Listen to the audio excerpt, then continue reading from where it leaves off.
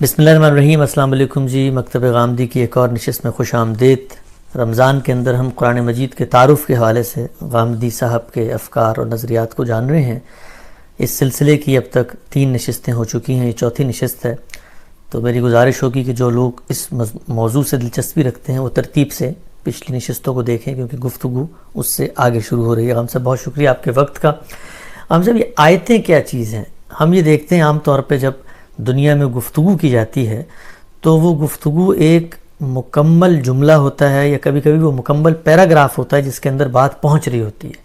قرآن کا ترجمہ جب ہم ریڈیو پہ عام طور پہ سنتے ہیں تو ایک جملہ کہا جاتا ہے اور وہ نامکمل ہوتا ہے, اور یوسف وہاں سے نکلے اور انہوں نے کہا, اور پھر پوز آ جاتا ہے, اور پھر اس کے بعد آپ کی جو تفسیر یا ترجمہ ہے اس میں بالکل ایک مختلف ٹرینڈ ہے پیراگرافنگ کا. آیت کیا ہے اور آپ نے آیات کے مجموعے سے پیراگراف کیسے بنائے؟ میں نے اس سے پہلے بھی ایک نشست میں عرض کیا تھا کہ قرآن مجید کو آپ عام کتابوں پر قیاس نہ کریں. یعنی یہ اعلیٰ کلام ہے, برتر کلام, اعلیٰ کلام, ایک ادب پارہ, ایک شہپارہ ادب. تو اس وجہ سے اس کی مماثلتیں ہمیشہ بہت ادنا درجے میں. ظاہر ہے کہ قرآن مجید تو میں نے جیسے کہ عرض کیا کہ یہ کتاب از آسمان دیگرست, لیکن بہت ادنا درجے میں اس کی مماثلتیں بھی اعلیٰ کلام میں دیکھنی چاہیے. مثال کے طور پر میں نے یہ عرض کیا تھا کہ علامہ اقبال کی نظم دیکھیے مسجد قرطبہ.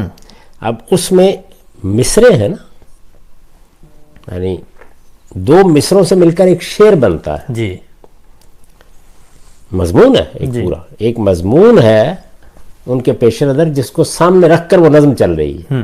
بالکل ابتدا سے انتہا تک نہایت اعلیٰ ربط کے ساتھ وہ اپنی بات کو خاتمے تک لے گئے. ٹھیک.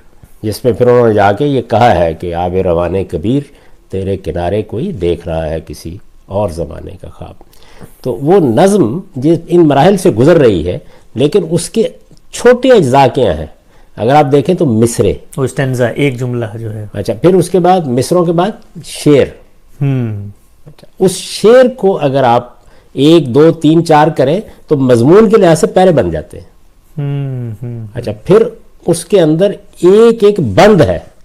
جی, اور اس میں بھی یہ ترتیب رکھی گئی ہے کہ بند میں قافیہ ہے, اور جو بند کے آخر میں ایک شعر آتا ہے وہ قافیہ بھی رکھتا ہے اور ردیف بھی رکھتا ہے, اور بند دونوں سے ڈسٹنکٹ بھی ہو رہے ہوتے ہیں. تو ایک کلام کے اندر چیزوں کو ایسے دیکھنا چاہیے. تو قرآن مجید میں آپ یوں سمجھیے کہ جملے تو ظاہر ہے کہ ایک نظم میں بھی جملے ہیں. پیراڈائز لاسٹ میں بھی یہی ہوگا. آپ کیٹس کو دیکھیں گے تو اوڈ ٹو اے نائٹنگیل میں بھی یہی ہوگا. یعنی جملے تو ہوں گے, لیکن وہ جملے ایک مصرے میں تقسیم ہوئے ہوتے ہیں. بعض اوقات مصرع اس طرح ہوتا ہے کہ اس میں ایک حصہ پچھلے مصرے میں ہے تو اگلا حصہ دوسرے مصرے میں ہے. تو قرآن مجید میں اگر آپ نظم کے مقابل میں رکھیں تو کیا ہوا سورہ, اور خود سورہ کو اگر آپ مصروں اور شعروں کے لحاظ سے دیکھیں تو کیا ہوا آیتیں. اب ان آیتوں میں پھر آپ کو فواصل ملتے ہیں. یعنی جس طرح یہاں قوافی ہیں وہاں ہم نے فواصل کا نام رکھا. تو آپ دیکھتے ہیں کہ وہ پھر ایک خاص طرح کی آہنگ آپ دیکھتے ہیں, خاص طرح کا آہنگ جس میں گویا لفظ بالکل اپنے اندر موسیقی پیدا کر لیتے ہیں. تو اس طرح سے قرآن مجید کو جب آپ پڑھتے ہیں, جب کوئی اچھا قاری تلاوت کر رہا ہو تو وہ وجد آفرین ہوتی ہے تلاوت. اس کی وجہ وہی فارم ہے قرآن کی, یعنی وہ اسٹرکچر جو ہے اس کے اندر بڑی غنائیت ہے, بڑی موسیقیت ہے, بڑا آہنگ ہے, وہ آپ کے دل کو چھوتا ہے. ٹھیک, اور وہ کلام بن جاتا ہے کہ از دل خیزت بر دل ریزت میں نہیں چیست کے چوں شبنم بر سینہ من ریزی. تو یہ کیفیت ہو جاتی ہے. ٹھیک.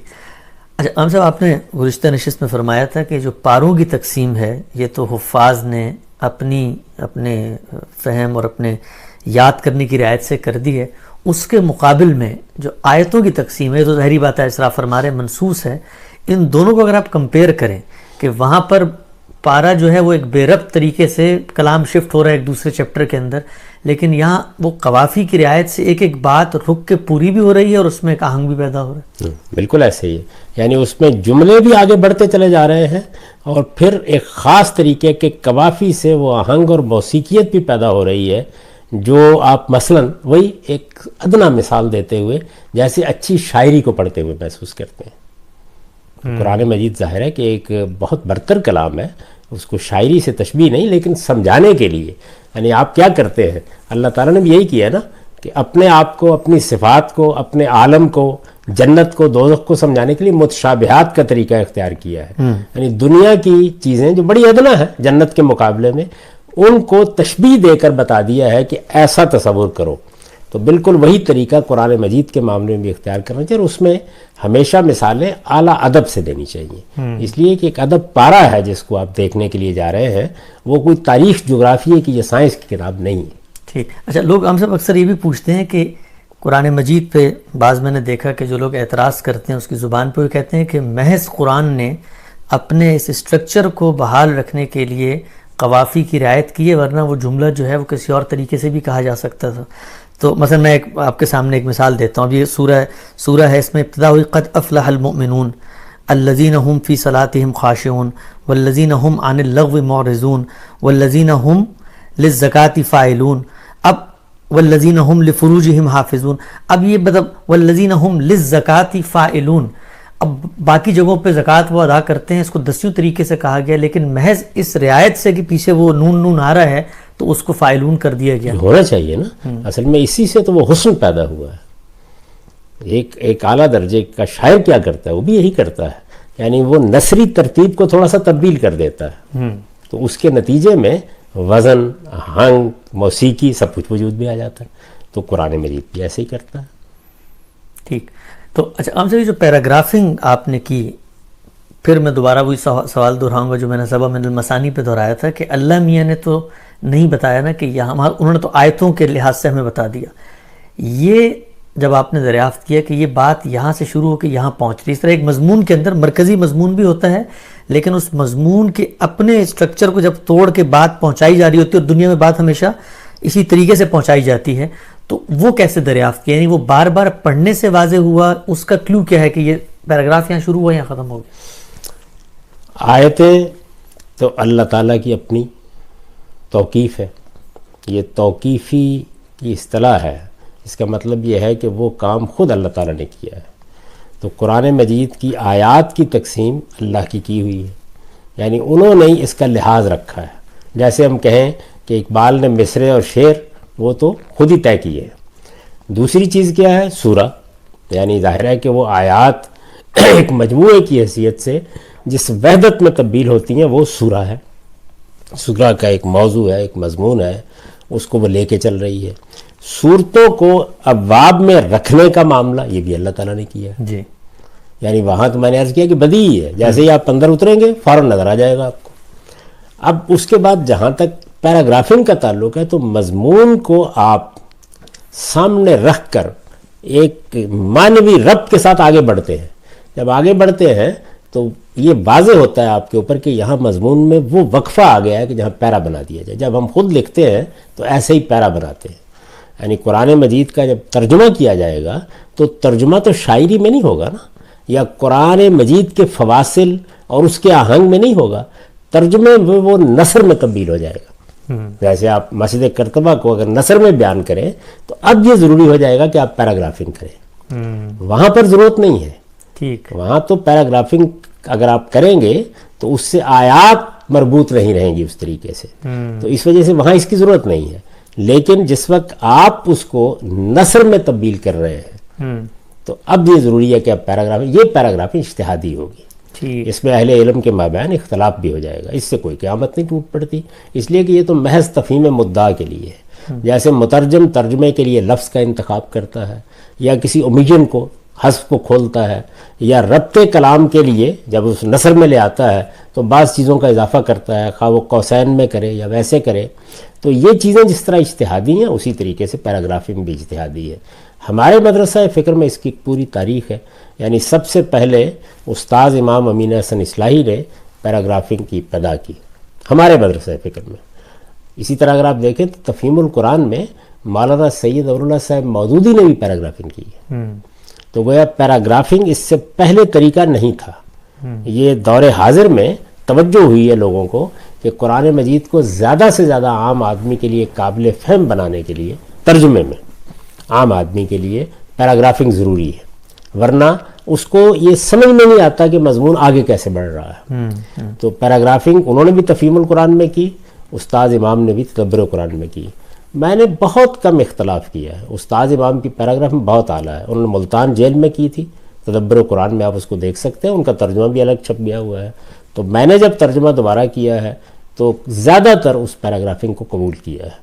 تو اس سے آپ اندازہ کر سکتے ہیں کہ بہت زیادہ اختلاف امید ہے مستقبل میں نہیں رہے گا. ٹھیک. اچھا ہم سب ایک سوال ذہن میں آیا, وہ یہ کہ آپ نے فرمایا کہ پیراگرافنگ جو ہے وہ ایک قاری کو یہ بتانے کے لیے کہ بات آگے کیسے بڑھ رہی ہے, تفہیم مدعا کے لیے بڑی, لیکن ہم یہ دیکھتے ہیں کہ اس سے جو قرآن مجید کے الفاظ کے معنی ہیں ان پر بھی اثر ہوتا ہے. میں ایک مثال پیش کرتا ہوں, میں آپ کی تفسیر دیکھ رہا تھا تو مثلا ہمیشہ سے ہم پڑھتے آئے جتنی تفاسیر اور تراجم ہیں ان میں یہ کہا جاتا ہے کہ جب سورہ بقرہ میں کہا وفی ذالکم بلاء من ربکم عظیم, تو اب بلا کا ترجمہ سب نے کیا ہوا ہے کہ تمہارے لیے اس میں بڑی سخت آزمائش تھی, تو آپ نے اس کا ترجمہ کیا اس میں تمہارے لیے اللہ کی نعمت ہے. تو آپ کی جو وجہ ہے, آپ ایک وہاں پر جو پیراگراف شروع کر رہے ہیں وہ اذ نجیناکم من آل فرعون یسومونکم سوء العذاب یذبحون ابناءکم ویستحیون نساءکم. اب اگر یہ پیراگراف یہاں سے شروع نہ کیا جائے تو اسٹریس بدل کے بلا کا معنی تبدیل ہو جائے گا, لیکن آپ اس کو نجات کے پیراگراف سے شروع کر رہے ہیں تو وہ اسٹریس جو ہے وہ معنی جو ہے وہ بلا کے بجائے عنایت کا بن گیا. آپ اس طرح بھی اس کو دیکھ سکتے ہیں, لیکن یہ بات صحیح نہیں ہے کہ سب لوگوں نے ایسا کیا ہے. اردو کے جو سب سے پہلے اور بڑے مترجم ہیں شاہ عبد القادر, انہوں نے وہی ترجمہ کیا. ٹھیک. یعنی انہوں نے اس کا ترجمہ آزمائش نہیں کیا. اصل میں دیکھیے وہ جملہ اس طرح کا ہے کہ اس میں کہا یہ گیا ہے کہ یاد کرو وہ وقت جب ہم نے تمہیں نجات دی. کس چیز سے نجات دی؟ فرعونی جو تمہارے ساتھ ستم کر رہے تھے. تو اب آخری حصے سے متعلق جن لوگوں نے سمجھا انہوں نے بلاء المبین کا ترجمہ کر دیا تمہارے لیے اس میں بڑی آزمائش تھی. یعنی کس میں بڑی آزمائش تھی؟ فرعونیوں کے ظلم و ستم میں. اور اگر جملے کو آپ شروع سے دیکھیں کہ اس پروردگار کی اس نعمت کو یاد کرو جس نے تمہیں اس سے نجات بخشی, تو اب کیا ہوا کہ اس نجات بخشنے میں اللہ کی بڑی عنایت تھی تمہارے اوپر. تو چونکہ اصل مدعا جب آپ اس کو پیرے میں رکھ کے دیکھتے ہیں یا ایک خاص طریقے سے ربط کلام کو سمجھتے ہیں تو وہاں پر اصل مدعا کیا ہے, یہ بتانا اصل مدعا ہے کہ وہ آزمائش کتنی سخت تھی.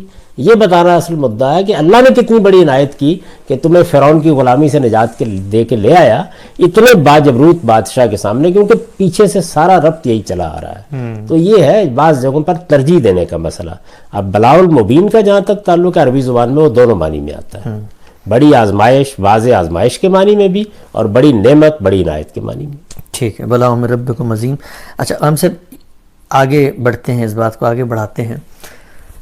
ایک چیز جو ذہن میں آتی ہے آپ کی تفسیر پڑھتے ہوئے بھی, وہ یہ کہ جس وقت ہم یہ کہتے ہیں کہ قرآن مجید کی جو آیات ہیں ان آیات کو چلیں آپ نے اس مجموعے میں رکھ کے سمجھا کہ پیراگرافی بات کہہ رہا ہے, لیکن آپ اپنی ترجمے اور تفسیر میں بسا اوقات کچھ ایسی چیزیں بیان کرتے ہیں جو آیت میں بظاہر نہیں لکھی ہوئی. مثلا ابتدائی میں قرآن جب شروع ہوتا ہے ان الذین کفروا سواء علیہم انذرتہم ام لم تنذرہم لا یؤمنون, تو اب سادہ ترجمہ تو اس کا یہ ہے, عام تراجم ہمیں یہی ملتے ہیں کہ وہ لوگ جنہوں نے انکار کیا, کفر کی, آپ اس کو جوڑتے ہیں کہ کتاب کا انکار کیا. تو یہ آیت یا پیراگرافنگ کے اندر یہ حذف کیسے دریافت ہو جاتا ہے؟ یہ تو اب جب اوپر سے بات کو لے کے چل رہے ہوتے ہیں تو ظاہر ہے کہ فعل آ گیا نا, اور کفر یا انکار وہ تو کسی چیز کا ہوگا, تو آپ کو متعین کرنا ہوگا کس چیز کا انکار ہے. یعنی یا پیغمبر کا انکار ہوگا, پیغمبر کی دعوت کا انکار ہوگا, یا اللہ کا انکار ہوگا, یا آخرت کا انکار ہوگا. تو یہ کیسے متعین کریں گے؟ سیاق سے متعین کریں گے نا. تو وہاں بات وہاں سے چلی ہے کہ یہ اللہ کی کتاب ہے, ذالک الکتاب لا ریب فیہ, اس میں کوئی ادنا شبہ بھی نہیں ہے. اور اس وقت دیکھو یہ صحابہ کرام کی جماعت ہے, ان کو اللہ نے تقویٰ عطا فرمایا تھا, یہ دیکھ رہے ہو کہ یہ کتاب پر ایمان لائے ہیں, بن دیکھے ایمان لائے ہیں. یعنی گویا پہلے وہ جماعت سامنے لا کھڑی کر دی ہے, اس کے مقابل میں آیا ہے ان الذین کفروا. تو جو ایمان لائے ہیں وہ کس چیز پہ ایمان لائے ہیں؟ کتاب پر. صحیح. اور جنہوں نے انکار کیا وہ کس چیز کا انکار کیا؟ کتاب کا. تو اس وجہ سے قرآن مجید کے انکار اور اقرار سے بات شروع کی گئی ہے. تو یہ سیاق و سباق سے آپ کسی فعل کا مفعول واضح کر دیتے ہیں. ٹھیک بات یہ. اچھا ہم سب آیتوں کے بارے میں بڑی تفصیل سے بات کی آپ نے, ہمارے پاس ابھی ہیں 10 منٹ. تو یہ جو سورہ کے نام ہیں قرآن مجید کے ایک مضمون بہت شاندار، بڑا آپ کو اس میں معنی نظر آتی ہے، ایک شان کلام ہے، لیکن ایک عام آدمی کی حیثیت سے مثلا آپ اس خدا کا آخری کلام قیامت تک اس کے جب سورہ کا نام دیکھتے ہیں، مطلب دی کاؤ بکرا، یہ کیا نام ہے؟ مطلب ہم عام طور پہ کہتے ہیں کہ کسی چیز کا نام آپ رکھتے ہیں وہ اس کے حسن، اس کے جمال، اس کی معنویت کو نمایاں کرتی ہے، تو اب بکرا، مائدہ، نساء، یہ نام کیسے اس مضمون سے جڑتے ہیں؟ یہاں پر دیکھیے میں مثال دوں گا کہ غزلوں کا مجموعہ ہے، آپ جانتے ہیں کہ غزل کا کوئی عنوان نہیں ہوتا، جی یہ محض مثال ہے، میں پھر عرض کر دوں، جی۔ یعنی یہ غلط فہمی نہیں ہونی چاہیے، سمجھانے کے لیے آپ کے ہاں جو چیز موجود ہوتی ہے تو اس سے کوئی مثال دے کے تقریب فہم مقصود ہوتا ہے۔ غزل کا کوئی نام نہیں ہے، لیکن آپ بڑی لمبی لمبی غزلیں ہیں، مثال کے طور پر غالب کی ہیں، اقبال کی ہیں، تو غزلوں کے بارے میں آپ یاد رکھنا چاہتے ہیں کون سی غزل، تو آپ کہتے ہیں کہ وہ من والی غزل، جس میں من آ رہا ہے، جس میں من آ رہا ہے، ہاں؟ نہ تن تیرا نہ من میرا۔ اچھا، آپ کہتے ہیں وہ کون سی غزل، آپ کہتے ہیں وہ ہے ساکی، تو یہ کیا ہے، ایک علامت کو پکڑا آپ نے اور نام بنا دیا۔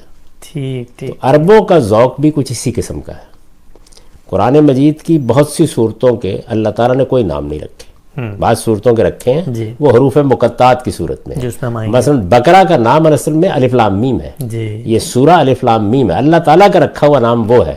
تو صحابہ کرام میں ظاہر ہے کہ ذکر ہوتا تھا کون سی سورہ، تو وہ بعض اوقات بات کرتے ہوئے ایک دوسرے سے کہتے تھے کہ سورہ التی ذکرت فی البقرہ، جس میں گائے کا ذکر ہے، جس میں گائے کا ذکر ہے، تو یہ اس سے اس کا نام البقرہ پڑ گیا۔ تو یہ صحابہ کرام کے رکھے ہوئے نام ہیں، اللہ تعالیٰ کے رکھے ہوئے نام ان میں سے ایک دو کے سوا نہیں۔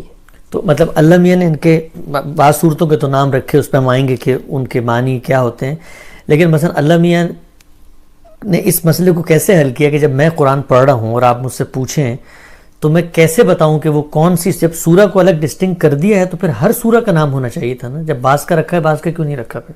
نہیں، دیکھیے بات یہ ہے کہ میں نے پھر وہی عرض کیا، غزل کا کوئی نام نہیں ہوتا، آپ اپنی ضرورت سے رکھ لیتے ہیں، تو قرآن مجید ایک اعلیٰ کلام ہے نا، تو اس میں یہ چیز خود ہی مقدر ہے کہ اگر کسی وقت ضرورت ہوگی تو رکھ لیں گے، باقی سورہ کے فصل کے لیے بسم اللہ الرحمن الرحیم لکھ دی جاتی تو کوئی مسئلہ نہیں ہوتا، یعنی ہر سورہ کے شروع میں بسم اللہ الرحمن الرحیم سوائے سورہ توبہ کے لکھی ہوئی ہے۔ تو میں نے ابھی عرض کیا نا کہ ایک دو نام آپ کو ملتے جلتے ملیں گے جی۔ جو اللہ تعالیٰ کے رکھے ہوئے، اور مثلا یاسین کو دیکھیے، یعنی اللہ تعالیٰ نے جتنے نام رکھے ہیں وہ حروف مقطعات کی صورت میں ہے۔ اللہ تعالیٰ کا رکھا ہوا نام کیا ہے؟ سورہ نون، جی، نون والقلم وما یسطرون، لیکن اس کے آگے کیا لفظ ہے؟ نون والقلم، سورہ تو قلم، لوگوں نے اس کا نام القلم رکھ لیا۔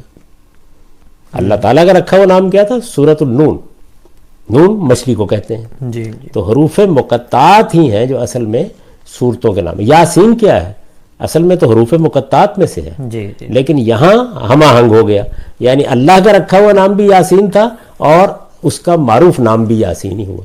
بالکل ٹھیک، بالکل تو صحیح۔ بعض صورتوں میں تو یہ ہوا ہے دو چار جگہوں کے اوپر کہ جہاں جو نام اللہ تعالیٰ نے رکھا، طٰہٰ حروف مقطعات میں سے ہے، اللہ تعالیٰ کا رکھا ہوا نام ہے، وہی سورہ کا نام شہرت بھی پا گیا، حامیم، حامیم، حامیم السجدہ۔ سجدہ، جی، تو اس طرح بعض جگہوں کے اوپر تو اللہ تعالیٰ کا رکھے ہوئے نام ہی کو اختیار کر لیا گیا، لیکن بعض جگہوں پر صحابہ نے ایک دوسرا نام بھی دے دیا، اور وہ محض علامت ہی ہے، اس کا مضمون سے کوئی تعلق نہیں، لیکن چونکہ اب وہ معروف ہو گئے تو پھر لوگ اسی نام سے اس کو موسوم کرتے ہیں۔ زیادہ تر پھر اسی نام سے موسوم کرتے ٹھیک ہے، آپ نے ہیں۔ اسی وجہ سے جو مختلف مصائف ہیں دنیا بھر میں، ان میں بعض اوقات ناموں میں اختلاف ہوتا ہے، جی جی جی، یہ بھی ہوتا ہے۔ یعنی مثلا ہمارے ہاں سورۃ الدہر ہوگی، عربوں کے ہاں سے شائع ہو کے آئے گا تو سورۃ الانسان ہوگی۔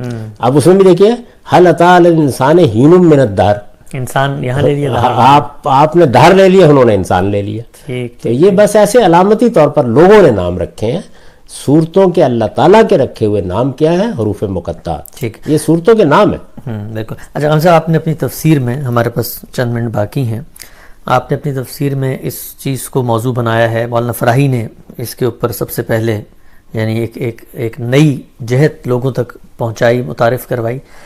ایک عام آدمی جب قرآن کھولتا ہے، کھولنے کے بعد عام جو تفاسیر ہیں اس میں جب یہ سورہ کا نام آتا ہے جو اللہ نے لکھا ہے، الف لام میم یا حامیم سجدہ یا نون والقلم یا یاسین، اس کے نیچے لکھا ہوتا ہے کہ اس ان ناموں کے بارے میں 4 اقوال ہیں، اور جو راجح قول ہوتا ہے وہ یہ کہ اس کا معنی اللہ کے علاوہ کوئی نہیں جانتا، اور ہم اس کے معنی میں نہیں جا سکتے۔ تو ایک عام آدمی جیسے اس کو پڑھتا ہے تو کہتا ہے بھائی کمال کی کتاب ہے، یعنی یہ اللہ میاں نے میری ہدایت کے لیے دی ہے، اور جو سورہ کا نام لکھا ہے اس کے معنی کے بارے میں مجھے بتایا جا رہا ہے کہ بھائی وہ تو تم جانتے نہیں ہو۔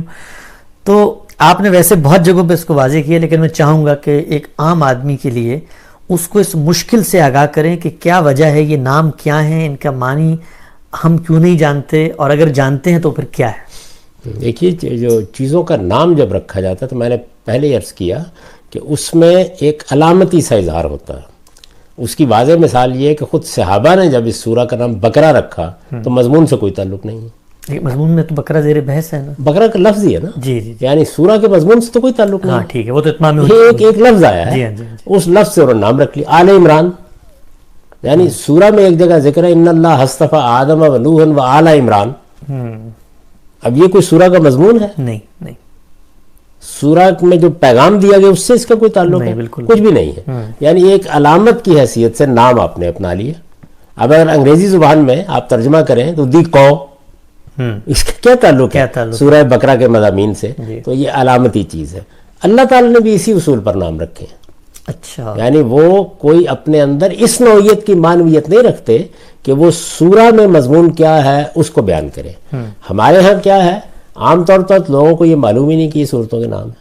جی جی جی، جلیل القدر اہل علم، مثلا آپ زمخشری کا مقدمہ پڑھیں اور دوسرے لوگوں کو پڑھیں تو وہ بتائیں گے آپ کو کہ صورتوں کے نام ہیں۔ تو صورتوں کے نام، اسی وجہ سے جب میں نے ترجمہ کیا ہے تو میں نے ترجمہ اس طرح نہیں کیا الف لام میم لکھ دیا، میں نے لکھا یہ سورہ الف لام میم ہے، تاکہ یہ پتہ چلے کہ یہ نام ہے۔ اچھا، نام کے معنی کیا ہے نہ معلوم ہو آپ کو کیا فرق پڑتا ہے اس سے؟ یعنی مثلا زمین کا نام الارض ہے عربی میں، جی، آسمان کا نام السما ہے، تو نام اپنے مصداق سے پہچانا جاتا ہے، نام میں معنی کوئی اہمیت نہیں رکھتے، لیکن چونکہ اللہ تعالیٰ نے رکھے ہیں تو بے معنی تو نہیں رکھ دیے نا، جی جی، تو اس وجہ سے معنی بھی ہے۔ اچھا، مثلا میں اس کی سادہ مثال دوں گا عام آدمی کے لیے، سورہ قلم کا نام اللہ تعالیٰ نے نون رکھا ہے۔